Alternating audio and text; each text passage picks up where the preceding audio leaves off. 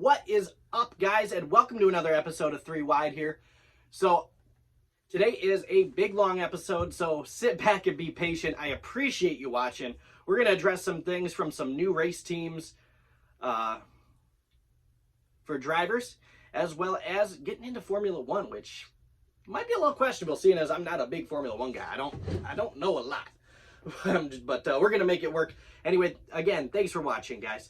So first off, huge news. I'm a huge AJ Allmendinger fan. I always have been.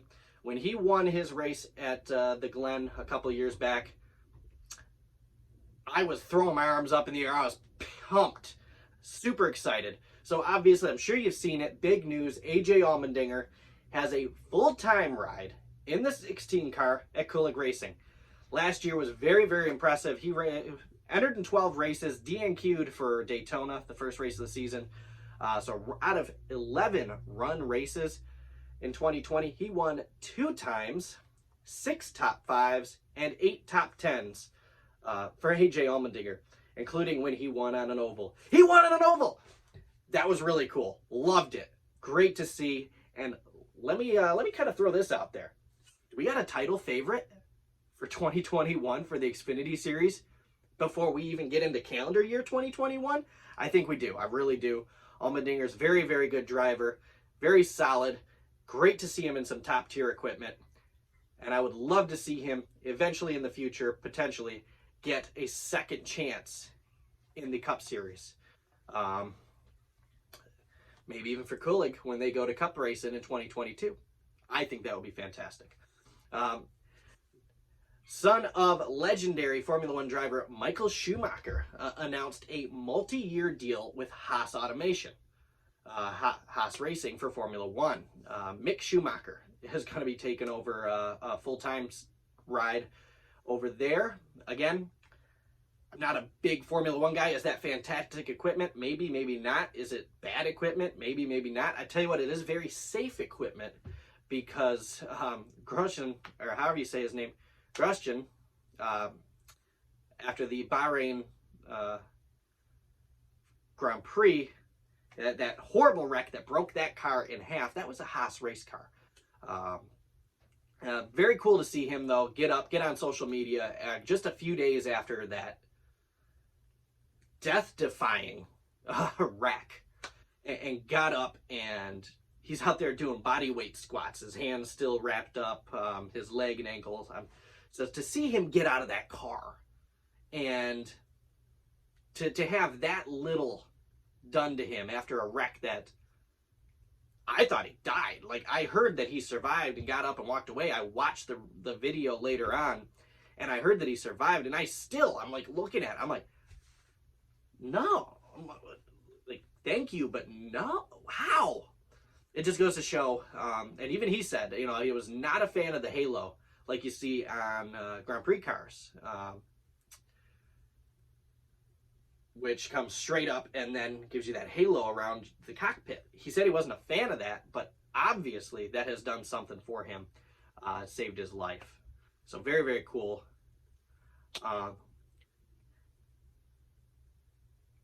So we got Rick Ware Racing, very cool. Again, I'm a huge supporter of smaller race teams. I love seeing small race teams do good. Rick Ware Racing for the 51 car has full sponsorship for next year for 2021 using Biohaven Pharmaceuticals on the 51 car. So that's really cool to see. And then you got Lewis Hamilton, back to Formula One. Lewis Hamilton tested positive for COVID-19, so he is going to miss the Sakir Grand Prix. I think I said that right. Maybe I didn't. Sorry if I didn't, and you're a Formula One fan and that offends you. Okay, I'm not sorry if it offends you. I'm not that kind of guy.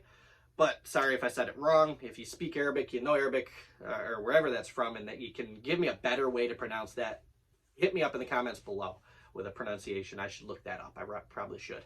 No argument there. And then, so we got some more big news out of NASCAR. You've got Corey LaJoie.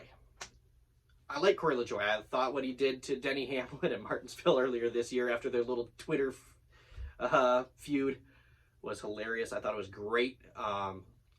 When he stayed out, kept Denny a lap down. That was I'm not gonna, that was awesome. That was great. Whether he did it on purpose or not, that was pretty good. And he had a pretty impressive run that day too. So good to see that. But Corey LaJoie signed a contract with Spire Motorsports to take over the number 7 Chevrolet Camaro.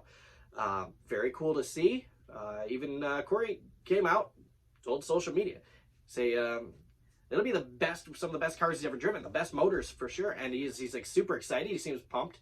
I think Spire is going to do some great things in the near future, whether that be next year, whether that be in 22, 23. I think they're going to do some great things. I think it's great that Corey's getting in, not necessarily on the ground floor of Spire Motorsports, but pretty early on.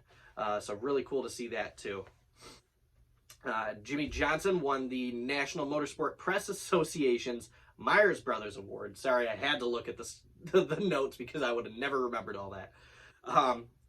He was named, that was named in honor of Billy and Bobby Meyer, the Meyer brothers. And, of course, some history over there in NASCAR with those guys for stock car racing.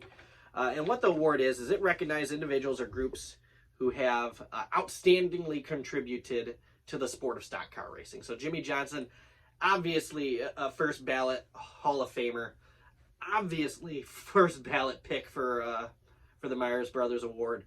Congratulations, Jimmy. And last but not least, before the video ends, I want to talk about, in my opinion, the most underrated driver of the season in 2020. And that is Eric Almirola. Huge shout out to Eric Almirola. Fantastic season, fantastic run. Almirola finished, in terms of overall performance, he had his best season ever. Obviously didn't win a race. He's got 2 career wins, once at Daytona, once at Talladega. So 2 super speedway wins with 2 different teams, including, obviously, Stewart-Hass Racing, and then Richard Petty Motorsports, getting Richard Petty his last win, and their last win in that car back a few years back. Anyways, so Eric Almirola had 2 stage wins, 6 top 5 finishes, 18 top 10s, and 305 laps led, including 128 laps led at Kentucky. He had 9 straight top 10 finishes, that's fantastic. I mean, outside of a video game, going and playing NASCAR Heat, you're not going to accomplish that too often, especially for a driver that's not, thought of as one of the great drivers. He's not Jimmy, he's not Jeff Gordon, he's not Kyle Busch, he's not Kevin Harvick. So he's not typically in that conversation. So for 5 straight top 5 finishes, and then 9 straight top 10s.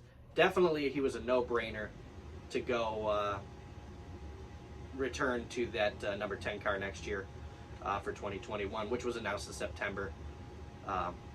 Personally, my favorite paint scheme is the background image, or the thumbnail image for this video, and that's the May races at Charlotte patriotic scheme. So the furnace is kicking on. It's very loud. Video's over, guys. Thanks for watching. I hope I kept your attention the whole time. Support the channel. Go hit up Patreon, 3 wide. Get yourself qualified for monthly Patreon supporter giveaways.